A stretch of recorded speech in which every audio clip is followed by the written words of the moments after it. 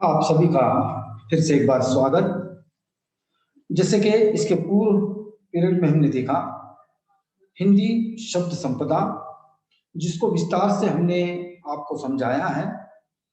आज इस पहले चैप्टर के अंतर्गत अंतिम जो अध्याय है वह है हिंदी पारिभाषिक शब्द, जिसे हमने इसके पूर्व पारिभाषिक शब्दावली का निर्धारण कैसे होता है, उसके शब्द कैसे बनाए जाते हैं, और मैं फिर से एक बार इसको परिभाषित करने का प्रयत्न कर रहा हूं कि विशिष्ट ज्ञान विज्ञान के क्षेत्र में प्रयोग में जो प्रयोग में ली जाती है भाषा, उसको प्रयोजन मूलक हिंदी कहते हैं, और इसमें प्रयुक्त शब्दावली को पारिभाषिक शब्दावली कहते हैं।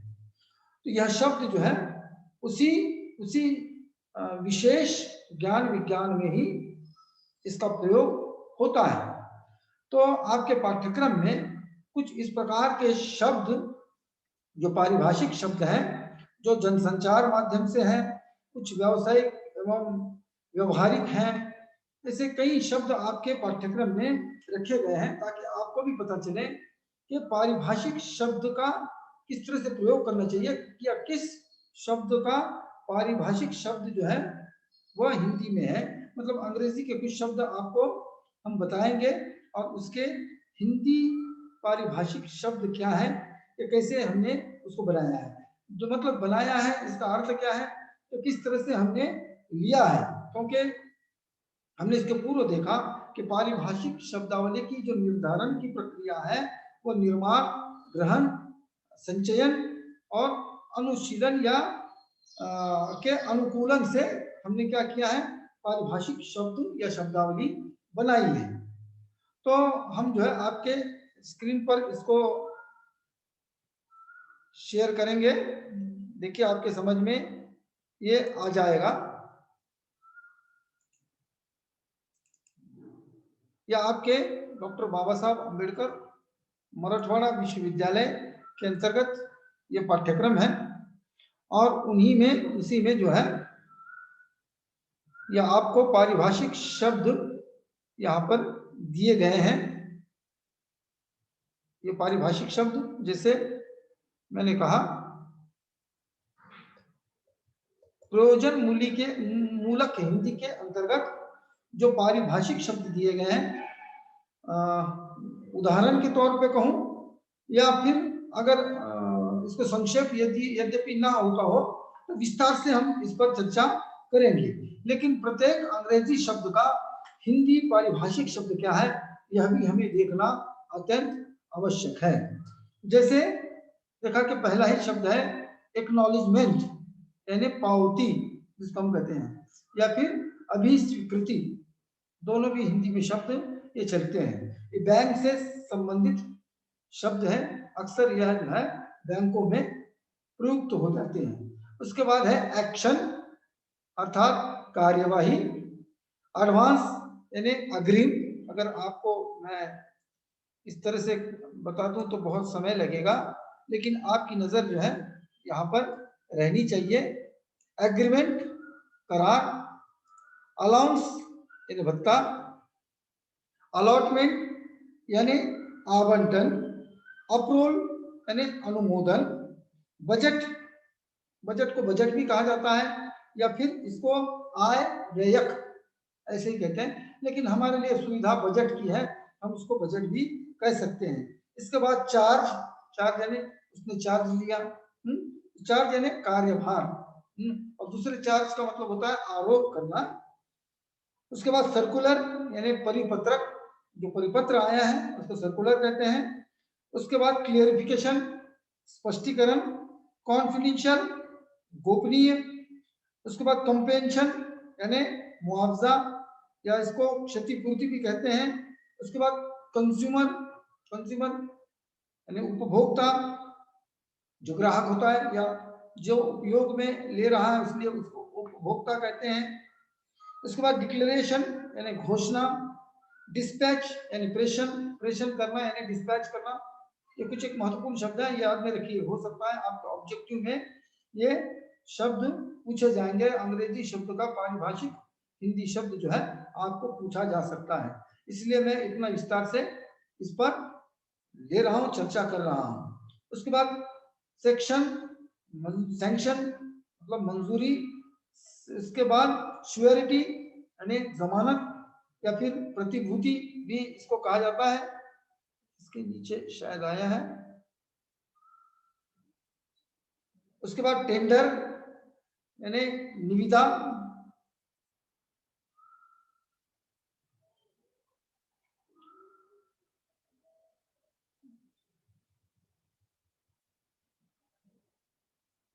देखिए टेंडर आया है। उसके बाद टर्म्स एंड कंडीशन, निबंध और शर्तें, यूनिट यानी एकक है, इसमें है ना, हाँ है। उसके बाद वेरिफिकेशन यानी सत्यापन, यहाँ वेरिफिकेशन उठा, यहाँ पर चेंज हुआ है लेकिन मैं आपके लिए मैं बता रहा हूँ। वार्निंग यानी चेतावनी, यहाँ ये सही आया है क्योंकि ये प्रेस से ही छपकर आया है, तो विश्वविद्यालय ने ही गलत दिया है। यहाँ पर वार्निंग यानी चेतावनी, क्योंकि यहाँ गलत हो गया है, यहाँ पर भी चेतावनी हुआ है। वेरिफिकेशन का मतलब क्या है, सत्यापन होता है, सत्य को देखना, सत्यापन। और यहाँ पर दिया है वार्निंग यानी चेतावनी। उसके बाद राइटअप यानी आलेख। अब देखिए व्यावसायिक या व्यापारिक, जो व्यापार में आते हैं, जो व्यवसाय में शब्दों का अत्यधिक प्रयोग होता है, तो किस प्रकार से शब्द है। यह शब्द अंग्रेजी पारिभाषिक या फंक्शनल अंग्रेजी शब्दों के हिंदी पारिभाषिक शब्द है, इतना ध्यान में आप रख लीजिएगा। नंबर 1 अकाउंटेंसी यानी लेखा शास्त्र, शास्त्र कहा जाता है। उसके बाद इक्विवेलेंसी यानी परिचय, अलॉग यानी हुंडी पत्र, एब्स्टॉर्टर यानी मध्यस्थ, असेस्ट यानी संपत्ति, इसको ध्यान में रखिए, अक्सर ये पूछा जाता है। उसके बाद अस्से यानी परख, बेसिक प्राइस यानी मूल कीमत, बिल यानी हुंडी पत्र या बिल भी इसको कह सकते हैं, यहाँ पर लिखा नहीं है। बॉन्ड यानी बंद पत्र, जो बॉन्ड खरीदते हैं उसको हम बंद पत्र कहते हैं। उसके बाद कार्गो जहाज होता है, माल जहाज, जिसमें सामान जो है ढुलाई होती है, मालों की ढुलाई होती है, इसलिए वो जो शिप होते हैं उनको कार्गो कहा जाता है, कार्गो शिप जैसे कहते हैं। उसके बाद क्लेमेंट यानी दावेदार, जिसने दावा किया है, क्लेमेंट किया है, क्लेम किया है। उसके बाद क्या है, निकासी, क्लियरेंस, क्लियरेंस को निकासी कहते हैं, निकालना कहते हैं। क्लोजिंग बैलेंस यानी जो बंद होता है रोकड़ खाता। उसके बाद कमीशन, छूट जिसको हम कहा जाता है, छूट कहते हैं। उसके बाद कम्यूटेड वैल्यू, कम्यूटेड वैल्यू में रूपांतरित मूल्य। उसके बाद क्रेडिट यानी साख, आपकी साख कितनी है तो उसको क्रेडिट कहते हैं, क्रेडिट को ही हिंदी में साख कहते हैं। डैमेज यानी हर्जाना। उसके बाद पे बुक यानी रोजनामा। उसके बाद है डेट अकाउंट यानी बंद खाता। उसके बाद है कस्टम्स यानी सीमा शुल्क। नॉमिनेशन यानी मनोनय, जो नॉमिनेशन देना पड़ता है कि आपने किस तरह से यह नॉमिनेशन दिया है। उसके बाद ऑक्ट्राय, ऑक्ट्राय यानी चुंगी, जो नाका नाका वगैरह होता है उसमें ये शब्द प्रयोग में आता है, ऑक्ट्राय यानी इसे चुंगी हम कहते हैं। उसके बाद है यह है ओवर थिंग प्रॉफिट यानी प्रचलित लाभ। उसके बाद है ऑर्डर कॉस्ट, ऑर्डर कॉस्ट यानी एकश लाभ। उसके बाद है आउटपुट यानी उत्पादन। आउटस्टैंडिंग यानी बकाया, कितना भी बकाया, आउटस्टैंडिंग आपके पास अमाउंट कितना है।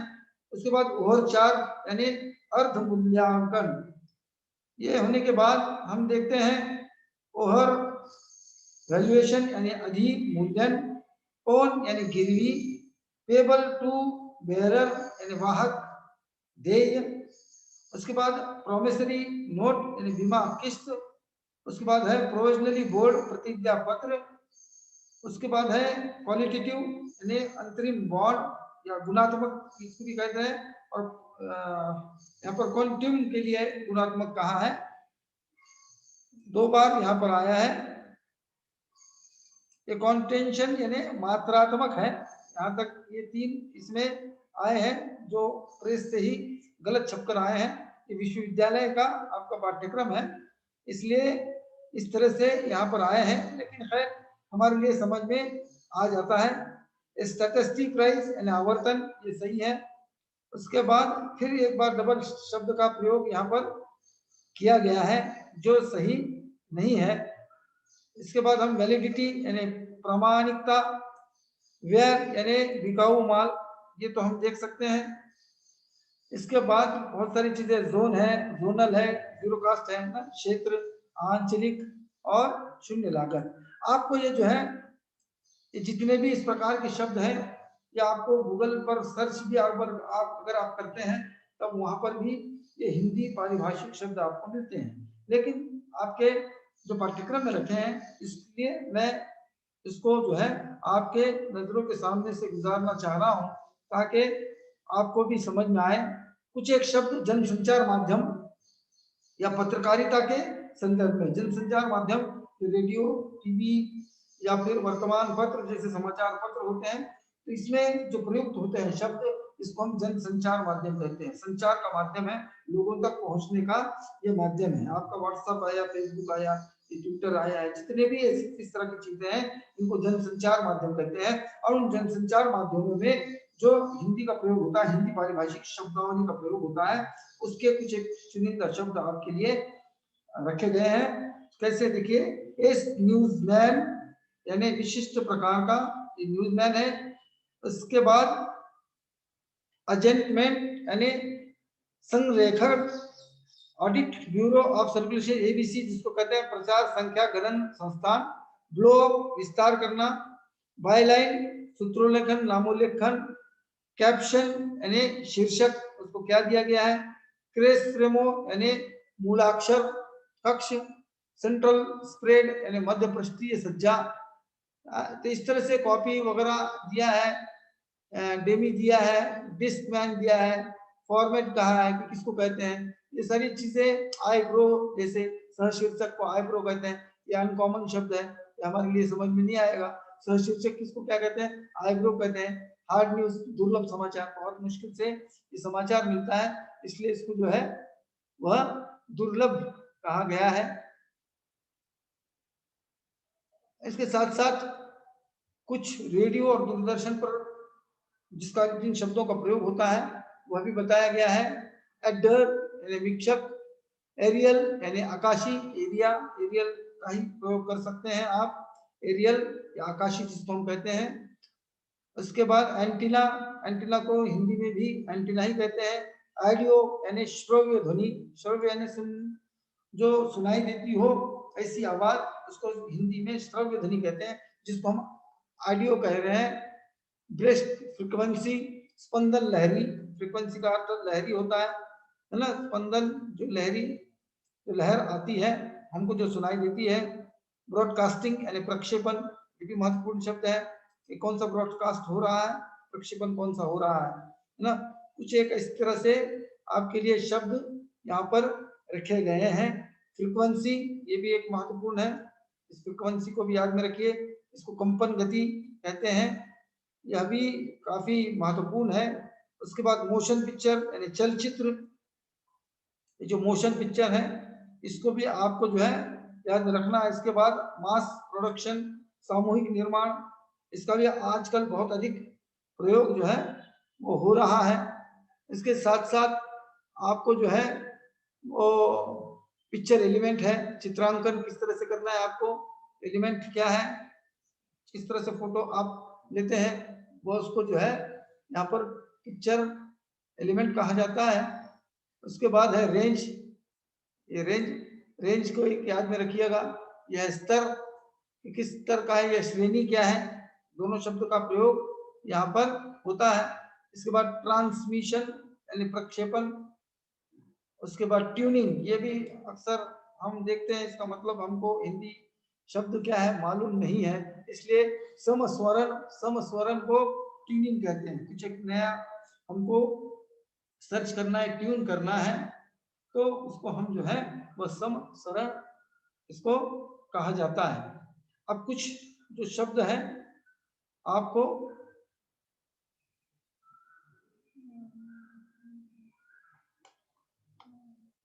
जो इसके संगणक या इंटरनेट आदि के भी कुछ एक शब्द रखे हैं, क्योंकि आज वर्तमान युग में इसका अत्यधिक प्रयोग हो रहा है। कंप्यूटर का प्रयोग हो रहा है, व्हाट्सएप ट्विटर का ज्यादा प्रयोग हो रहा है, और इंटरनेट का भी बहुत ज्यादा प्रयोग जो है आज हम देखते हैं, क्योंकि इसी इंटरनेट के माध्यम से ही आप जो है हमको सुन रहे हैं, हमको देख रहे हैं। तो उनमें भी कुछ एक शब्द है, पारिभाषिक शब्द है जिसका प्रयोग हम करते हैं, जिसमें है एप्लीकेशन यानी अनुप्रयोग या क्रमादेश जिसको कहा जाता है।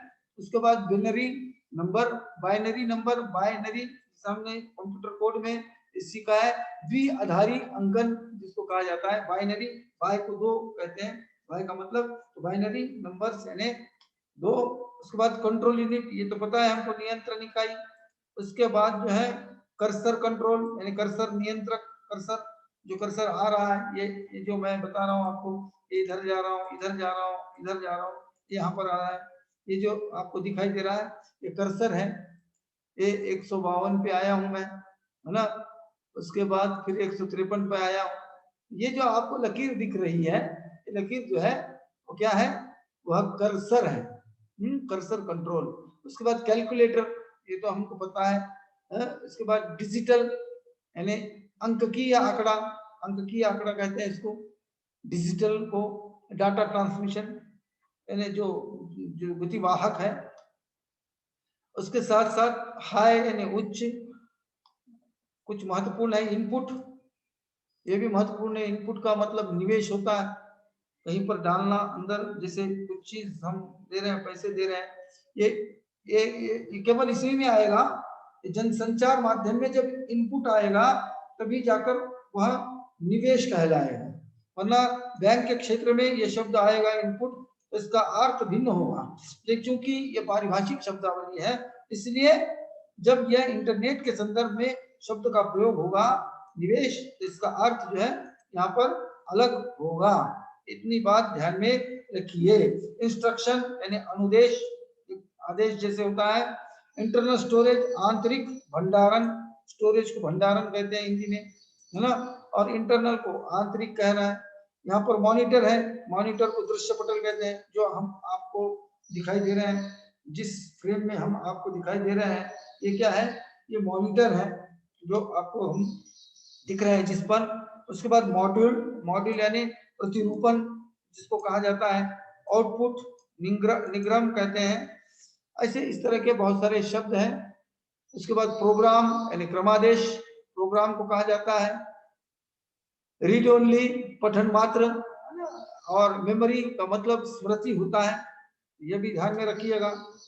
स्मृति जो है ये मेमोरी को हम कहते हैं। उसके बाद रैंडम एक्सेस मेमोरी, यादृच्छिक अभिगम स्मृति, है ना। रैंडम मतलब रोम जिसको हम कहते हैं, रैंडम जो है वह ओनली मेमोरी होती है, तो उसको हम क्या कहते हैं, रोम कहते हैं। और रैम एक होता है, तो वो इस तरह से है। सिस्टम डिजाइन तंत्र, अभिकलन, अभिकलन यानी डिजाइन, ये याद में रखिए। उसके बाद यूजर यानी उपभोक्ता।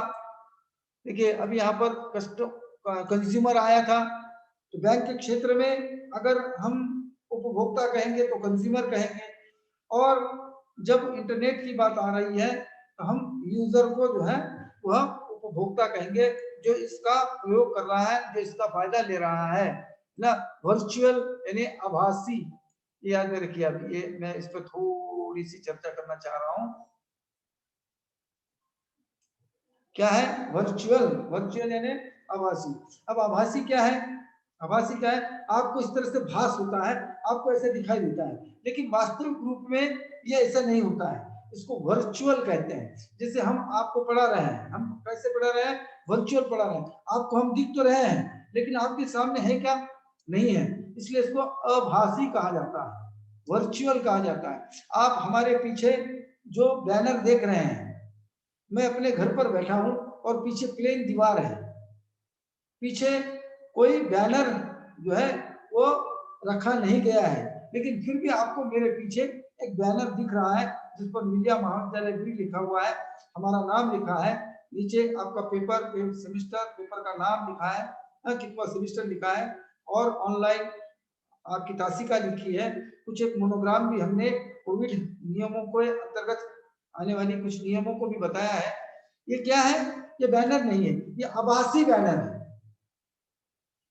ये जो है बैनर, ये वर्चुअल बैकग्राउंड जिसको कहा जाता है, ये वर्चुअल बैकग्राउंड है जो आपको मेरे पीछे दिखाई दे रहा है। ये जितनी भी चीजें आपको दिखाई दे रही है ये पूरी वर्चुअल बैकग्राउंड है।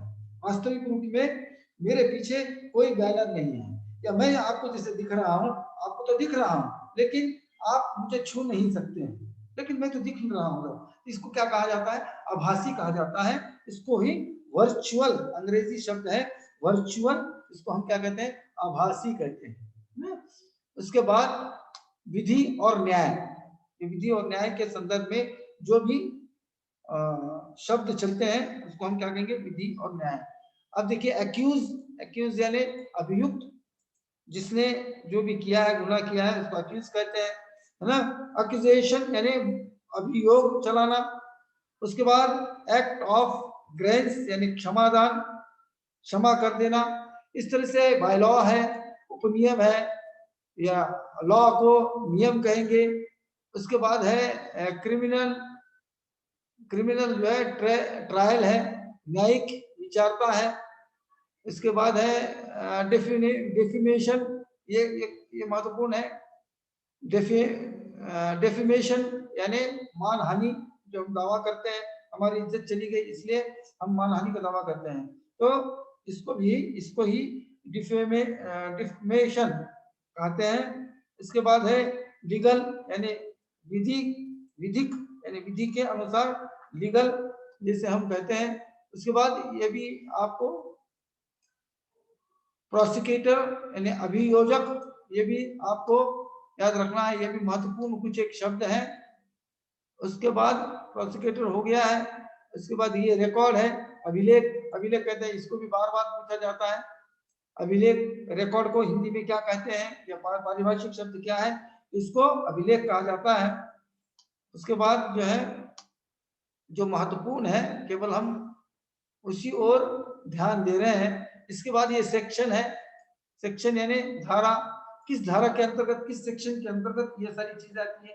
तो सेक्शन के लिए जब ये हिंदी पारिभाषिक शब्द बन जाता है तो इसको हम क्या कहते हैं? इसको हम धारा कहते हैं।